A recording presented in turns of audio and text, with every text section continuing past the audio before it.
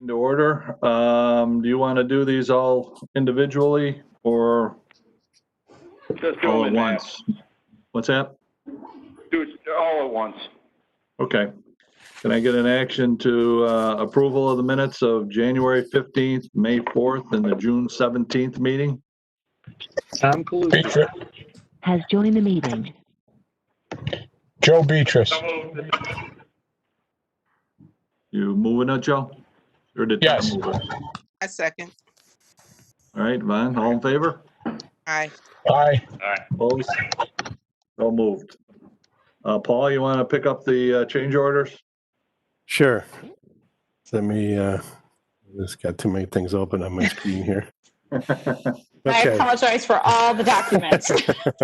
Yeah, me too. It just, this is why we had to have the meeting. A bunch of things just happened at once. So, the first things are two change orders from, Tioga Construction. The first was, we kind of, we kind of left it to the end of the job. Really, was a claim situation that we wanted to, it was a requested change order, but we held on to it because we felt it needed owner's review, so we treated it like a claim. So it was basically, Has joined the meeting. they had a situation out there that they had hard driving conditions, on what they were calling unforeseen, conditions in the corner of the, when they were driving pile in the corner of the harbor. And in fact, they encountered something a number of 30 feet down, they say, and that caused the sheets to be out of alignment. We forced them to remove the sheets and redrive them. So they wanted to claim the unforeseen conditions, and we wanted to have a discussion about that. So we did meet with Mike Pezzanella and Vin Gilroy, and we went back and forth with the contractor on this. They also wanted to claim damages to some of their concrete forms that occurred during the forms, the wooden forms they used for the concrete that occurred during the Halloween storm. And ultimately, that was more of an insurance situation. But we did give them some consideration with regard to, remobilizing, because they did have to leave the site earlier than expected and the water levels never came down. So to make a long story short, we agreed to a price of about $80,000. This changed a little bit to $85,000, but when we looked at the backup and made some adjustments, so it's $85,226.56, and we worked with them on the backup, and that's what we came up with. And then Vin and Mike were comfortable with that number. Second part of that change order was we, during the course of the work, the concrete levels, if you remember, behind the sheet pile, there's low density concrete. We called it light density fill. We had changed, to save some money, we had changed the level of that concrete. We lowered it 1 foot.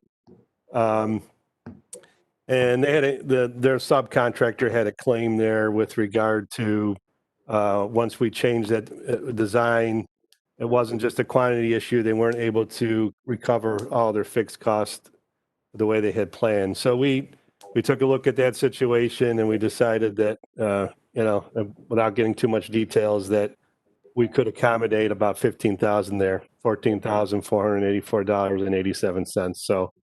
So together, we resolved this at a number of $99,711.43. These were the only claims against the job. This was a job that really went really well, and we felt, this negotiation was fair. And so we processed this as a change order.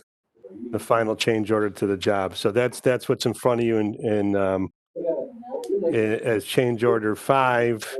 And just to get ahead of myself, maybe we can do, maybe they do both of these, but change order 6 is simply what we do at the end of a job like this is we take all the unit cost items. Some of them are below, the quantities are below, some of them are above, and then there's a net difference.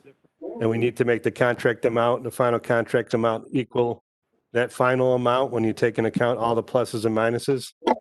The good news is on that change order number 6, that negative, the quantities and the pluses and minuses, what worked out in our favor. There was, and it's a lot about this, the CCDF, the fill that we saved. We ended up, there was an adjustment of 296,000 and some odd change to the good. So so the net, even though we're paying $99,000 on this change order, there was a $300,000 subtraction on the unit cost items. So this job came in a couple $100,000 lower than our budget.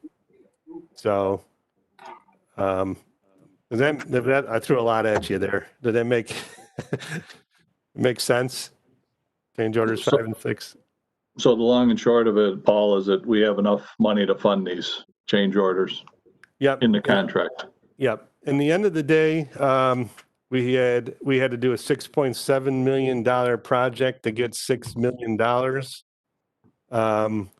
We finished just under 6.7 when you take a look at the soft costs here together with the contractor costs. We finished at like $40,000 underneath that total cost. So, Okay. We might, they won't give us exactly 6 million. They'll give us something just short of that, but whatever. They'll give us 90% of that number will be our final reimbursement from the state, So Okay. we didn't go over budget, so we didn't cost the LDC any dollars. So. Okay. You might be Go ahead, Yeah. Steve. you might be able to get all of $6 million Okay. or add something to bring it up that you can get reimbursed on. Okay. We could, we'll see what they say. I mean, they've done that to me before, even with just a little amount like this, where they've, they wrote an amendment and they've shorted us, a little bit of money because that's how they are, I guess. You never get money back. Right. We could apply, there is one thought, there is some tipping fees that went on the other contract, and I suppose that, we Find can, something Yeah. you can throw in there. That's Okay. And see if they'll recognize it. okay. So Jack, that might be something we could do is split the tipping fees to the two different grants. Okay. For petroleum soil. Let's talk about that and see if we can do that. Gotcha. Yeah. Either that or some engineering costs. Yeah. I mean, everything else with related engineering seems to be, and I did add a little bit engineering because we had to do the submerged vegetation study, and that's coming up next for one of these change orders, but that still didn't bring us up to what we need to do. But yeah, I think the tipping fees might be the best way. So. Okay. So after that, can I get a motion to approve change orders 5 and 6?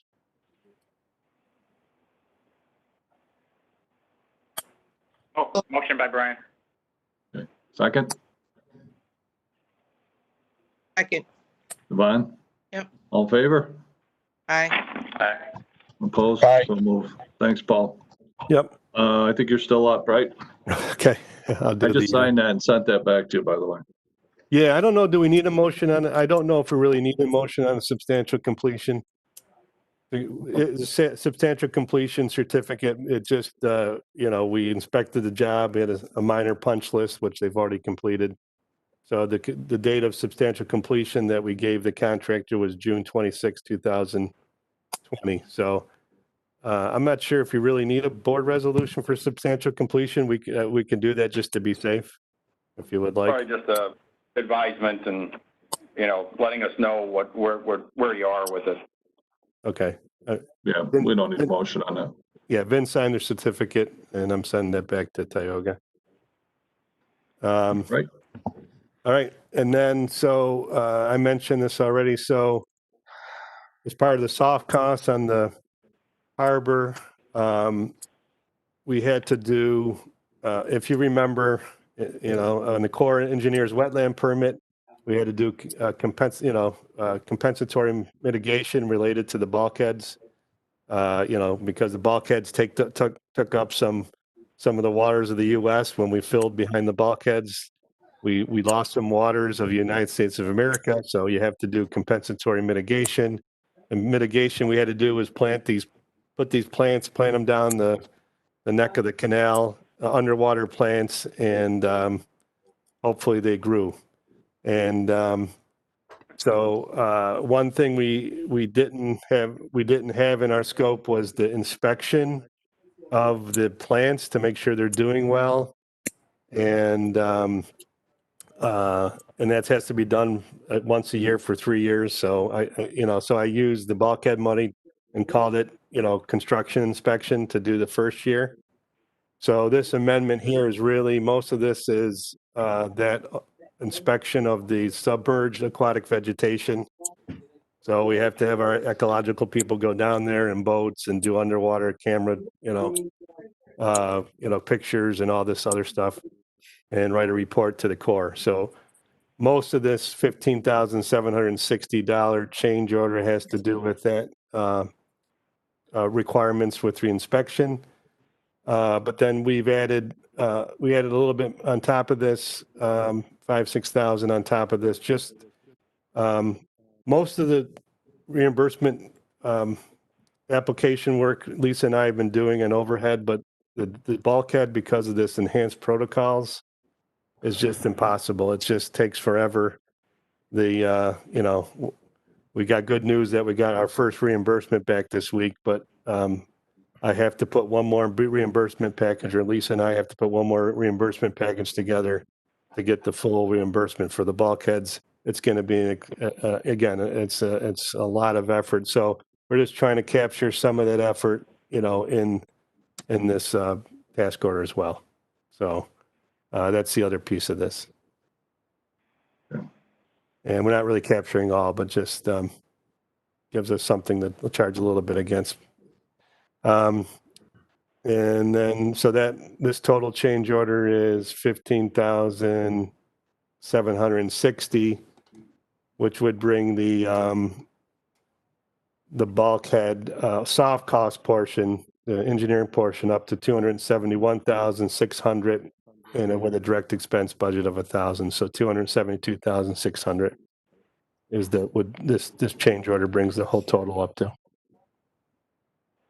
All right, so that brings that's inclusive of that 40,000 shortfall we were talking about before, correct? I had already added this in, and even with this added in, we're still 40,000. With this added in, we're 40,000 under. Okay. Yeah. All right, can I get a motion to accept the Elan change order number 4?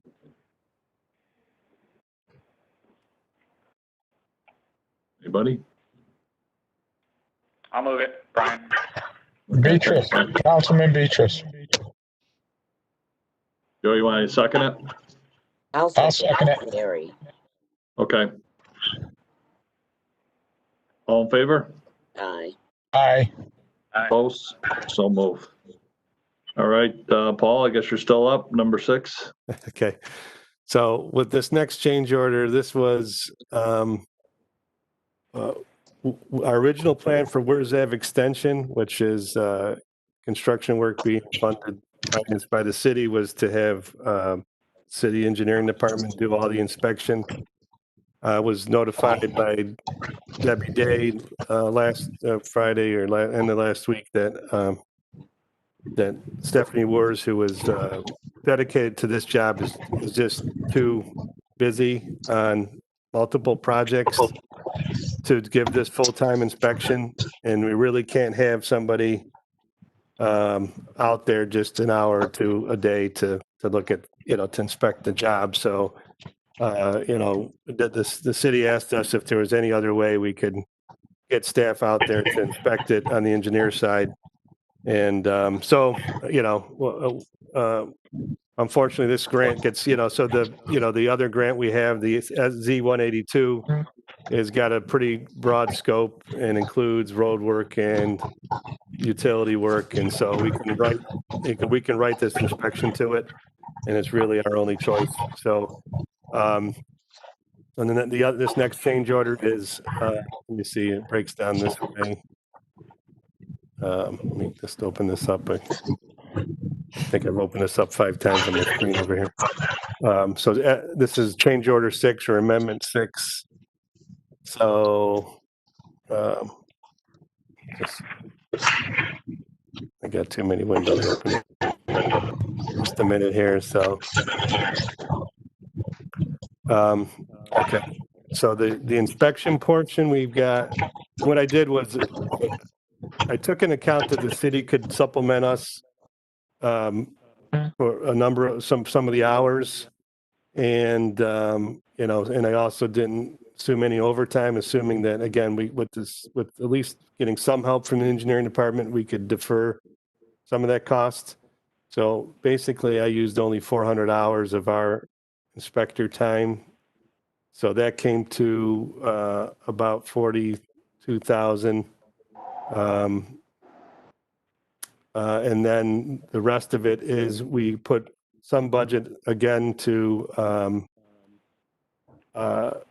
project management, would include, some time in there to help with the Z-182 reimbursements. And the next reimbursement on Z-182 is very important because it has the property purchase the city's doing. And continue to coordinate the meetings and, work with on the RFP side and coordinate with the potential developers that are, that have responded to the RFP and meet with the developers, et cetera.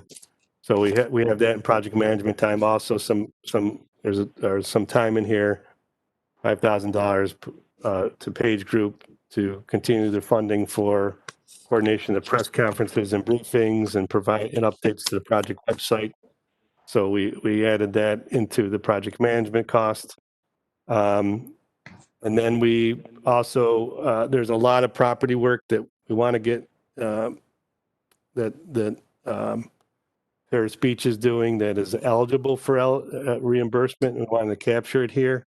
And so we've got about 15,000 dedicated to continued work with Canal Corp property, and the leaseback arrangements and those properties and the private properties, and the subdivisions that are coming. There's a six parcel subdivision that'll happen on the backside, and then there's another subdivision that's going to happen with near the 33 building for that development, that 3-acre development site. So trying to capture all that property work and that legal work related to the property in this as well.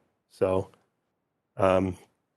those components together come to 64,700. And that's, again, we have the room under the grant. This is under Z-182, and Z-182 is 100% reimbursable because the matches are the work that the city's doing with Department of State. So the city's work provides the match for this, and this is why we get 100% reimbursement on this one. All right, if there's no questions, can I get a motion to approve amendment number 6? Make a motion. Vaughn, second. Mary. Mary, all in favor? Aye. Opposed? So moved. You're off, I think now, Paul. I think, Jack, are you gonna talk about Peckinpah? I will. The gentleman that is actually on this phone call with us Craig Williams. He can give I'll ask him to, Craig, are you there? Craig? Hang on. Can you hear me? Okay, so, yep, are you there? Can you hear me now? Yes. Okay, I can. Can I rest of the group? Okay, I'll just give a quick introduction. So Craig approached me a number of months ago regarding a motorship that is called the J. Peckinpah. So the state, the New York State Museum owns this boat and this motorship, and they are in a position that they are looking to find it a permanent home. If they can't find a permanent home, then what they will do is end up sinking it, submerging it out in the Long Island area to create some type of a natural reef. Now, if they do that, though, there is a substantial payback that the state would have to do to the federal government for around $3.2 million worth of repairs that the state had applied to a grant for and received, and the work was done. So, and then the cost to submerge it, clean it out, scrub it down would be another $500,000. So myself, Brian, Lisa, and Paul, this morning, we're talking with Craig regarding this and just trying to get some answers. So there's a lot of balls in the air on it, but it is if you've looked at the information that Allison had sent out, you will see that what the size of it. So it is approximately 260 feet long and would basically cover roughly half of one of the sides of the bulkheads. So, Craig, if you want to just throw in, a minute or two of, your perspective and maybe a tad of the history, and it does have quite a bit of ties to Utica, made its maiden voyage out of here, et cetera. So, Craig, if you can throw some information out, that'd be great. Sure. Can you hear me okay? Yes. Again, it has tremendous local significance and national importance. It's on the National Register. In fact, when it came into New York waters after we rescued it from Erie, Pennsylvania in 2005, it was immediately put on the National Register. It represents the type of craft that the barge canal was actually built for, these giant motor ships. If you had been, at the junction lock in Utica in the 1930s, this is the type of craft you would have seen most often. From the 1960s to the 1990s, its kind of winter berth was alongside the old freight house in the harbor. I certainly remember going down to visit it then. The hope is that it could return to Utica. It's about to celebrate its 100th birthday, if you will. And that would be a great plus to be able to rescue it again. So, Jack, that about does it? Yeah. So again, we're looking. We had always talked about the harbor being, at least having the look as it has been for a number of years as a working harbor. So to have an actual motor ship parked there would be another tourist attraction, if you will. So I'm not looking for any type of a vote, a yay or a nay. Just, if you do have some thoughts or some questions come up, then please, send them on to me, and we'll work to get them answered as quick as we can. Just kind of an FYI to everybody that this is out there. Again, there's ownership, liability, end purpose, et cetera, that needs to be determined.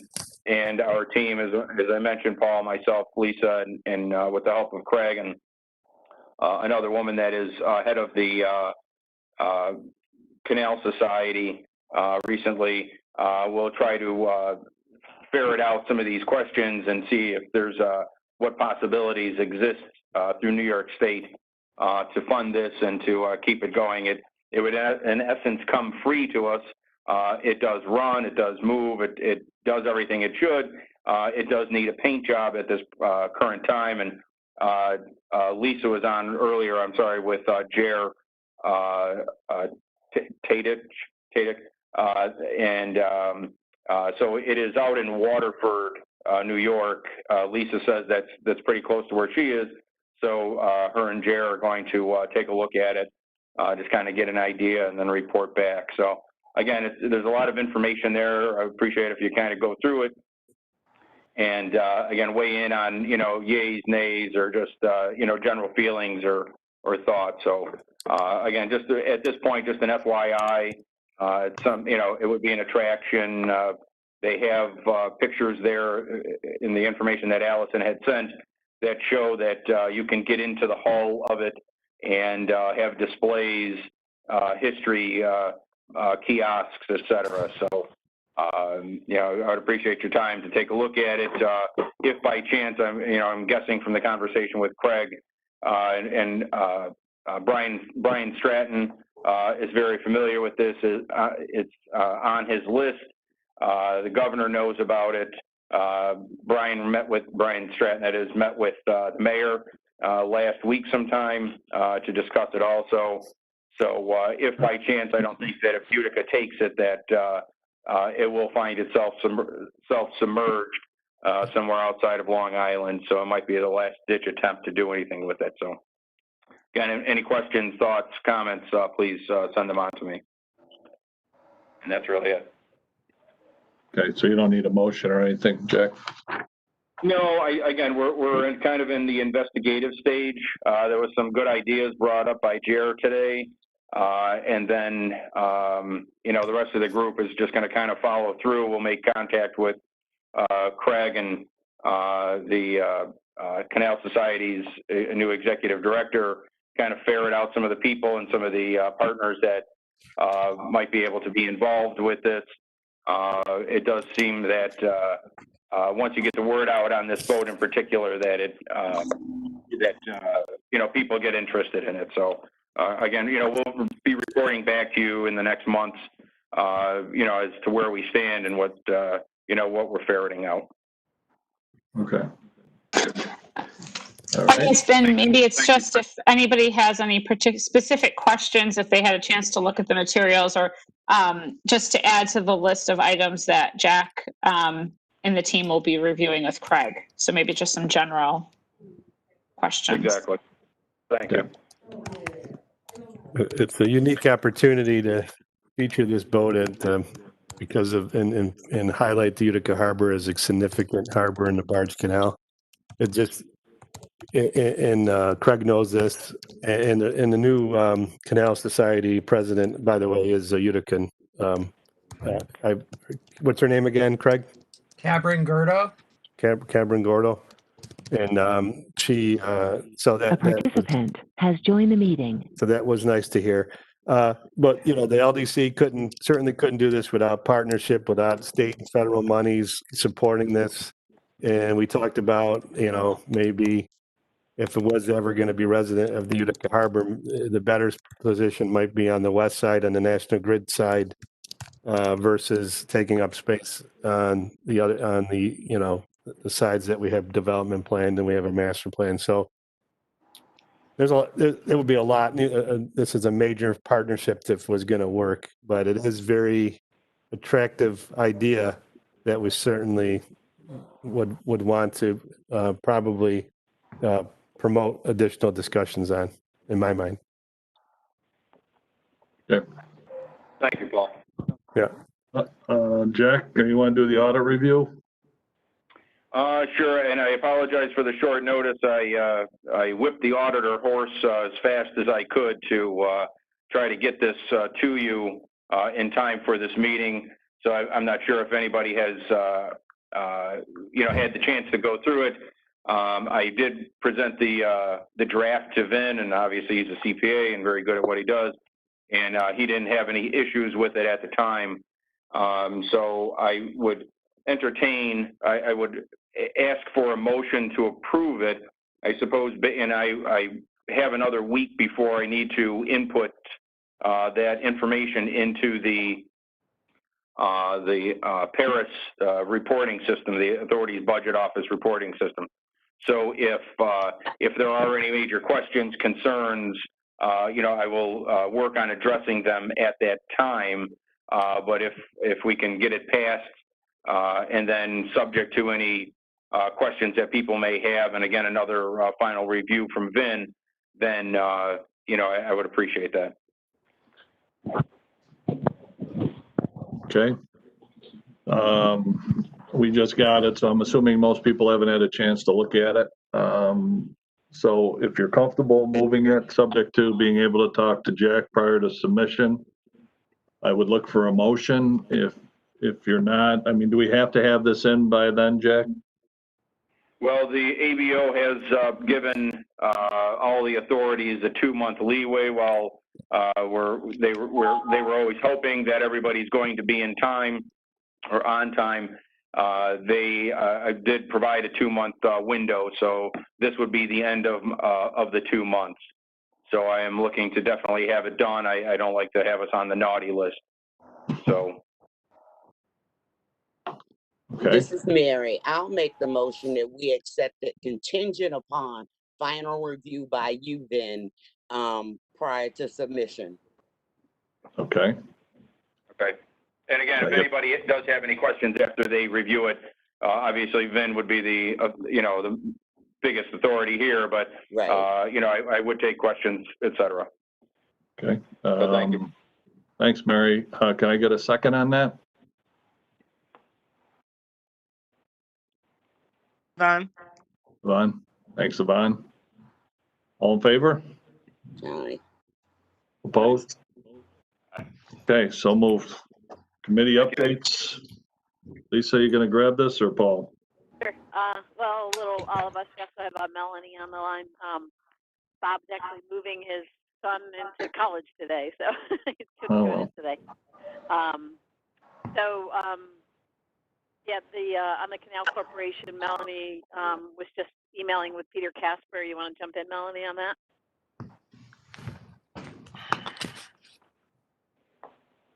I think she's on. She was on. Maybe she's gone. I'm sorry. Or Melanie? I'm here. Can you hear me? Okay. Yeah. Sorry. Okay. So I did have conversation with Peter Casper at the beginning of the summer. I had asked him for an update on the status of the mold abatement at the site. He's going to check on that and get back to me. He did advise that the frac tanks were removed, and maybe, Paul, you know what that means. I wasn't quite sure what that meant, but he said he was waiting for some kind of confirmation letter from DEC on that. The intention of Canal Corp is for them to be out fully on August 2021. So that's where we are right now. The contract is not yet executed, but I think once we have a status on the mold abatement and agreement that move out date works, we can probably move forward with that.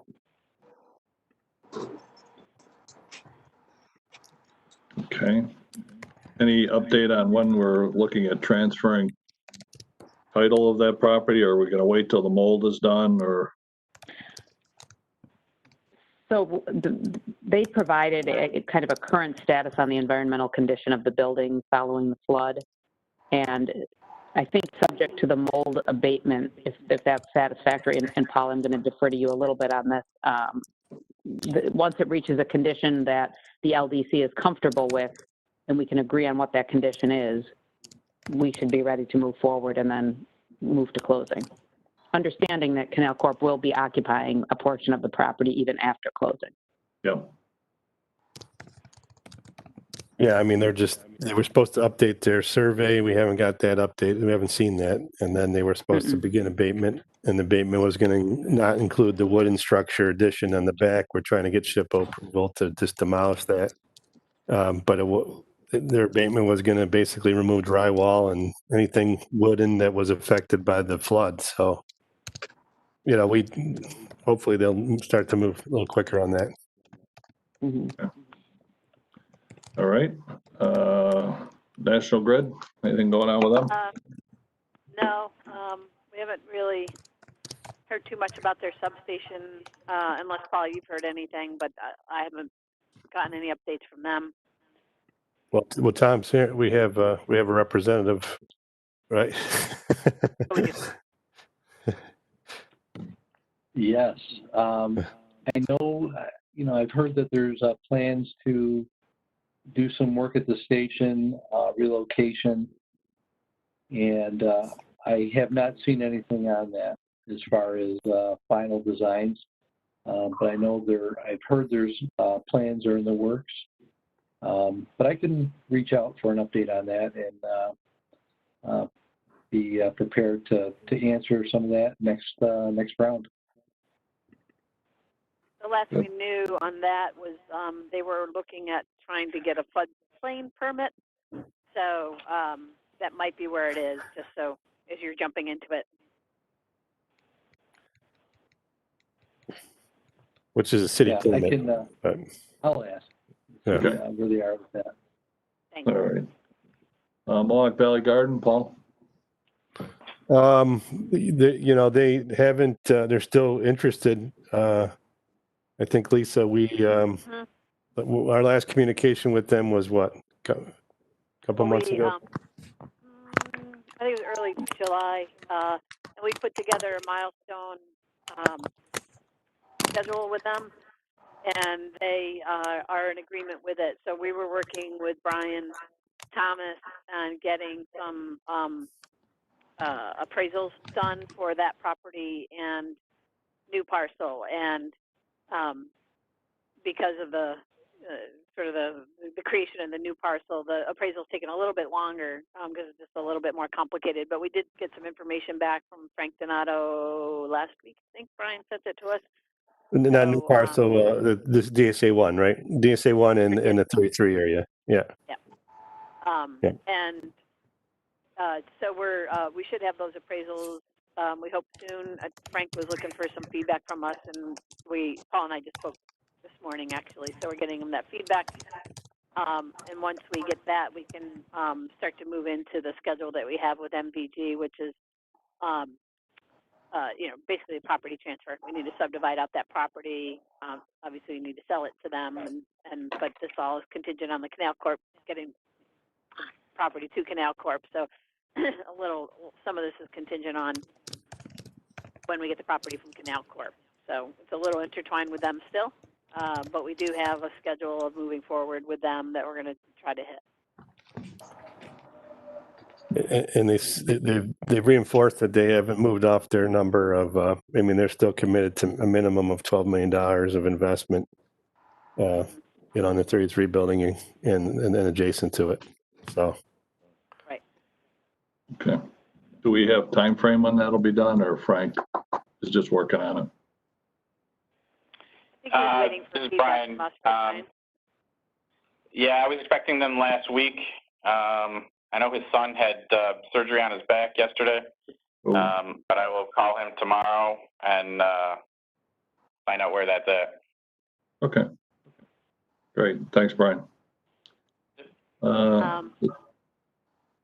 The design and engineering, a lot of that actually Paul just covered, but I will sort of all-inclusive. We are working under the latest Department of State grant, and we're working through some of the design of the promenade area, which is 30 feet back from the wall. And our design team are working with the engineers from O'Brien and Gear, and they're working through some initial design concepts there. They're actually going to be on site Friday with Paul this Friday looking at it. So probably in September, we'll be able to share some thinking on the design aspects of it. We're still sort of putting our thoughts together on that, but it's exciting. We're actually advancing the design of the public space along the bulkhead wall. Right. Paul, anything there that you want to? No, I think Vin asked me last time we were together about, where's Ave is going, what's the next steps? And I think, our main thing now is, the next thing would be to get Arctic ice demolished and to start to, fill that area for the property swap with Visions and, stockpile some soil up on top for DSA 1.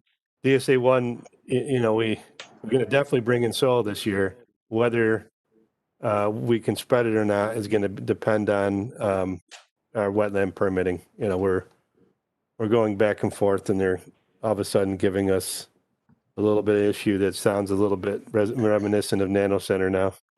But you know, they're hesitant on some things because there's not a developer plans that there's, you know, that the LDC plans are not final development plans. So, you know, we're working through that. I'm confident that Steve Eckler is going to get through that, and we're going to, you know, get our wetland permit and be able to get the fill. But we're, you know, that is slowing us down a bit. We did, you know, we've preserved some areas of wetland now that we weren't preserving. So that does take a little bit of space, the DSA one, but at the same time, we're going to need less mitigation, and we're going to buy mitigation credits. We're going to buy wetland credits at a kind of another site, kind of a wetland bank site or whatever. So that'll cost us less. So the more we preserve, the less we have to pay in mitigation. So, you know, there's a little bit of benefit there. All right. We on the property acquisition? Yeah, I believe so. I don't think we have anything more under design and engineering, do you, Paul? No, we're trying to get Where's Ave going. We're trying to get the city to demolish the one building in the way. Hopefully that's going to happen next week. And we'll be, you know, that you'll see construction pretty heavy for a few months out there to get the road done. And I think, not to sound like a broken record, but when the city does go out there to demolish those buildings, we have to just make sure we're documenting their time and equipment usage accordingly, so because that's the in-kind match on the grant. Yep. Yep. Brian's all over that. It's good. Yeah, since we've already been through this once, right, Brian? Yeah. In terms of the demolition starting, my understanding from Mike Mahoney is that we're waiting on a permit from the Canal Corp. They sent in the $25, and we're just waiting on the permit. Yeah, there's two permits. Yep. There's also quite a bit of material in one of the buildings that's remaining from the Canal Corp, and we just want something in writing stating that they have no interest in any of the material that's in there, and we're free to do with it as we see fit. Okay. We're just waiting on that. I'll get that. Yeah, there's two permits. One of them's a work permit, which is the $25 one. The other one's a demo permit that we provide the plans, and actually whatever the Canal Corp submits to NIPA to get the demo permit. They just gave us comments when this meeting started, and they look pretty minor. So I'm anticipating to get the demo permit this week. So we should be on schedule to demolish it early next week. But I'll make sure they sign off on what's in there, Brian. That's a good point. So. Okay. Property acquisitions, anything going on there? Yes, this is Melanie. I can jump in. Can you hear me? Yep. Oh, okay. So in connection with the Visions property, which is obviously related to new parcel, we have 3 contracts pending right now. The first is between the harbor entity, which is selling to the city.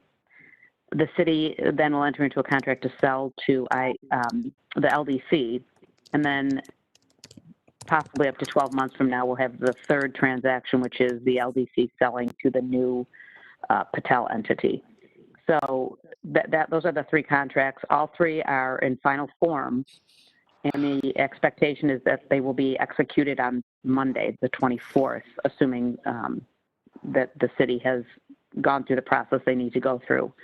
I spoke to Kate Hartnett earlier in the week, and she said that she had taken care of noticing the public hearing, and she understands that the board should be resolving to convey the Visions property to the LDC on the 24th. So we should have those executed contracts ready to go on Monday. What would happen next is the seller would sell to the city when we have updated title work, and then the city would immediately turn around and convey that same parcel to the LDC. The title work's in process, and we have surveys already, so we're hoping that that won't take more than 2 weeks or so. Are you gonna need me to sign anything, Melanie, on Monday? We will need, yes, we will need a signature on 2 contracts, the contract with the city and then the contract with the owner of the new parcel. Okay. All right, well, just let me know. I can circulate those signature pages and contracts. Are you available on Monday? Most of the day, yeah. Okay. I can get something out. Okay. And Paul, can you just confirm that as to the new parcel, the understanding is that would be some time away, that final transfer of land for a new parcel?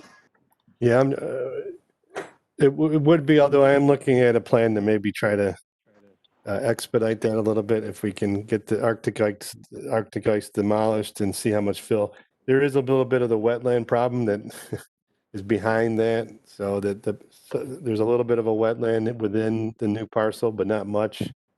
So, but I do want to get that work done. You know, I want to get it done this season still. Okay. All right. Anything on suit code, or is that just kind of still sitting there? Well, no, Sioux Code actually, we're hoping for mid-September. Okay. And I've asked the attorney to just kind of get the documents lined up and the closing statement started so that we can prepare for that. Okay, good.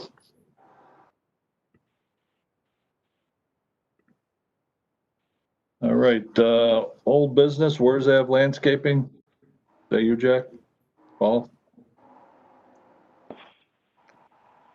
Yeah, Royal Landscaping went out, cleaned up the area, put some pots of flowers out there around the NBT and City of Utica, you know, the Harbor Point sign. So that came to a little over 2,700. So they have, the check is in the mail for them. It looks nice if you haven't driven by there. You know, just, yeah, just trying to, you know, clean it up, make it look nice and presentable as we go forward, and that's what we're. You're gonna try to put that bill under one of the grants, Jack? If you do, I gotta know. So. Yeah, I have it coming out of the first line of credit. So, Okay. So you know, maybe. we'll talk about that. We got other things to talk about too. So. Okay. All right. Anything else? Any new business? Any old business? Well, I don't know if Vin, you opened up with the reimbursement we got and during this COVID period. It was. I'd leave that for you, Paul. All to the yeoman's work, that's for sure. Well, so I mean that thing went in. Well, it's a strange thing. I mean, they had the number since December. We gave them a heads up what the number was going to be because they wanted to kind of reserve money and assuming all the paperwork would get through. So they've had the number for the first reimbursement for the bulkhead since December, but formally went into February, soon after the GDA was negotiated and signed. And then it took a lot of time, and you know, this enhanced protocols that ESD has us under. You know, it took they had submit. You just wouldn't believe what they asked for. I mean, lien waivers down to $200, and you know, everything was checked more than once. And this is on top of the monitoring that the bank was doing with their construction monitor. So we had 2 monitors, construction monitors, monitoring everything we did, looking at all the paperwork on this bulkhead job. It was completely insane, but. Finally, we got through it all, and of course, there was a little bit of worry that COVID would delay this longer, and we made a lot of appeals that LDC was not financially capable of doing this financing without a reimbursement. You know, the interest that was being bared, the line of credits being bloated. You know, we had to get the reimbursement, and Caitlin Shimura from ESD in Buffalo was a big proponent. She pushed really hard. You know, Dolores got involved and some other people, but I think Caitlin really helped us. And we got, now they even talked about a partial payment on reimbursement 1, and they didn't even do that. They paid us the full amount. of over $4 million on the first reimbursement, every penny we asked for. So now, all we need to do, we're closing out with Tioga. We'll have their final bills in the next few, several days here. And we'll do one more reimbursement package, and, hopefully that goes faster than this one. And then we'll be completely reimbursed on bulkheads. So, Perfect. so that took a lot of financial stress off of this. This is big numbers for LDC to be handling and a private institution, MBT, to be extending based just on a grant. The collateral is the grant paperwork. That's it. So it's a big deal to get that back and keep things moving. Right. I'm sure Mary. Having that protocol done, though, allows us easier access into the state with future grants should we apply for them. So, it was a pain in the butt to go through it, but it'll be advantageous for us going forward. Right. Okay, the next meeting date is September 16th at 4 p.m., hopefully in person, but we'll see. So if there's nothing else, can I get a motion to adjourn? Billy, you want to make a motion to adjourn? Councilman Beatrice. Okay, second, Tom? I'll second the motion. Thanks. Okay, all in favor? Aye. Thanks, everybody. Hopefully this distance stuff will end soon. Left the meeting. Yeah. Aye. Thanks. Bye. Bye-bye. Thank you. Thanks. Bye-bye. Bye. Bye. Has left the meeting.